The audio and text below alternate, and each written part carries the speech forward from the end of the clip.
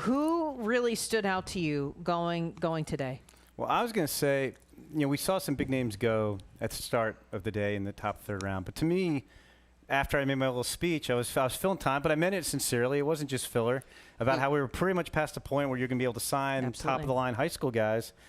The Brewers get Cooper Pratt in the 6th round. He's one of my – Jonathan, I've been talking about this guy for, what is it, July? 7 months. One of my favorite players in the entire draft. That's a great pick. The White Sox get a local product, 6'7" George Wolkow in the 7th round. I think that's a great pick. And then the Angels got 8th rounder Barry Kent. I mean, all these guys were at various points of the year potential top 2-round talents. So those were the 3 picks that made the biggest impact on me.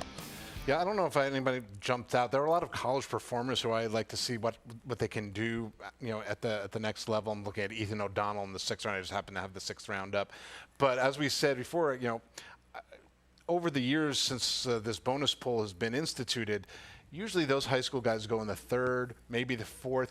Maybe they sneak into day 3, 11th, where teams realize they have a little bonus pool left over. But to see some of those guys that went in the 5th and 6th round, that's a little bit different as teams are trying to figure out different ways to manipulate their bonus pool to the greatest benefit.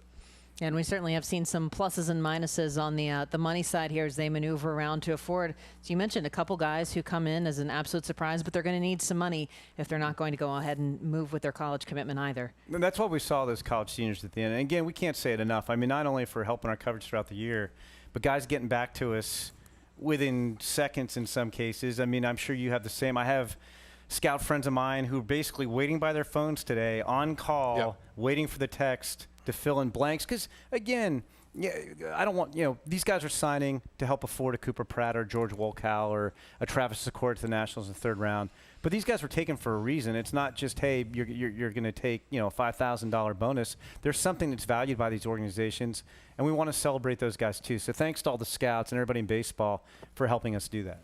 And yeah, I'm going to give my pick here, but it comes completely from the human side of things. I'd actually talked about this pre-draft day too as well. Garrett Forrester, I just think fans, if he is coming to your organization, get to know this kid's story again. His dad, his coach since he was a child, all of a sudden had a brain tumor that was misdiagnosed. It ultimately exploded in his brain. He went fully blind before he had emergency surgery, somehow recovered, 25% vision. He can't work, he can't drive, but he can still watch every video of Garrett as he sends in all of his swings. He is his only play catch partner. I just think that's the coolest story out there. He's so dedicated to the game and wanting to elevate his game to change his family's life, and he's going to be one that fans really love. But guys, again, phenomenal performance today on day 2.